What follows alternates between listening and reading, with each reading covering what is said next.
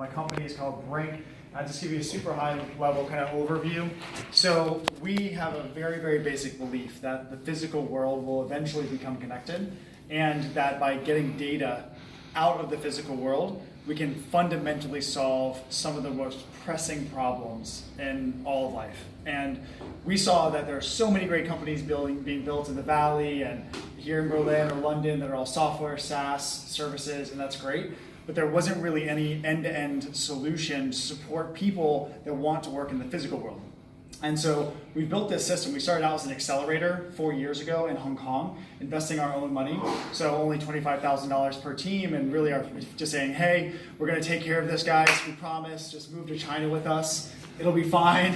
And our first team actually was from Berlin, a team called Soundbrenner, where they make devices and software for musicians to learn and master their craft. So now, zoom forward 4 years later, we're far more than an accelerator. We now have 4 different divisions, and we continue to focus and ask questions of people like yourselves saying, what hurts? What is no one helping you with? What is killing your company that maybe someone else could support you on? So we now have 4 divisions. We start with Connect and Education, where we help teams get the right information as early as possible. So earlier when I was talking about your financial model, that's one of the first things. I know this is like the least sexy part of doing all this, but what will always kill your hardware company, which we all know we want to be data businesses or big data businesses, the reality is what will kill you first will be your cash flow. And that's not sexy, it's just the truth. So we help by building tools, educational modules, and big partnerships to try to make sure the information that we have learned by building all these hardware companies can be given away to early stage founders. So a couple ways we've done that. I don't know if anyone here is part of the F6S IoT community. If you haven't been on there, we're relaunching it as their partner now. So there's over 7,000 hardware companies on there, and we're going to be building that whole free community to help people get the right questions. We're going to put engineering resources on that platform. We're going to be putting our finance resources on that platform to make sure you guys can ask questions early and get connected and help each other and sort of just moderate that education. We also have acquired a company called Enter China, which is if you're not looking to be a data or connected company, there's still a lot of cool companies that can be built in the offline world that are still physical. So you think about general e-commerce, Amazon, FBA, there's all sorts of people that are really good at building brands, sales, marketers, which we all need to be better at in the hardware space. So we acquired this company, and it's a paid membership platform if you're not looking for the data side, which I know most of you are from what I've seen so far.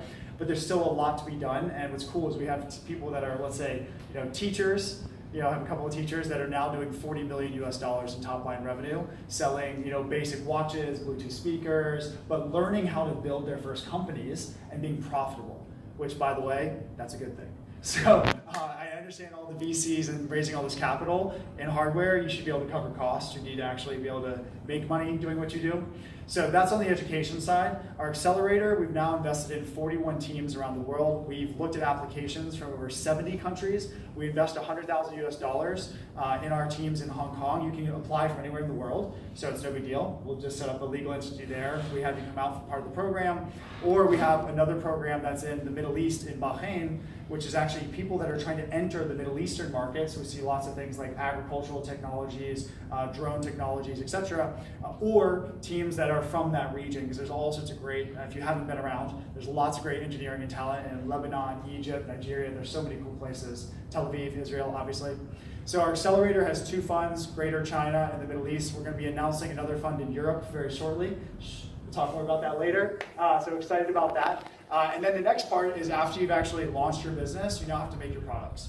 So a lot of our founders and friends of ours were coming to China trying to figure out how to do manufacturing, wasting a lot of time, a lot of money. So we built our studio, which we called Make in China. We've already helped 35 different startups now ship their products successfully. Everything from basic plastic toys for children, all the way up to nanotechnology, advanced antenna systems, you name it. But we just want to make sure that people can get China right the first time. So we always say, we fight China with China. This is Sean right here, actually from our China office, so if you want to talk to her later.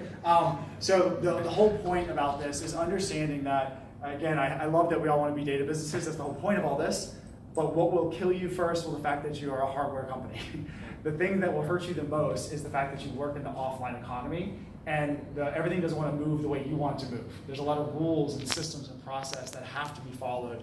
It's unfortunately the waterfall way of building companies. So if you have anyone or yourselves are interested in getting help there, that's another amazing part of our business that I love, because it kind of lets me joke around with a lot of other investors that are in the early stage saying, tell me the last time you've met a VC or an investor that's in a Chinese factory right this second.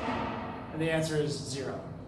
There's no one out there that's also investing that is in the factories building your products at the same time, and that really helps us stay very close to the pain point, so we know it very intimately every single day, and we're always getting better. And then the last phase is once you've been able to ship a product, the final thing you have to do is grow your business. And obviously, everyone knows that, but growing physical sales is very different than digital sales.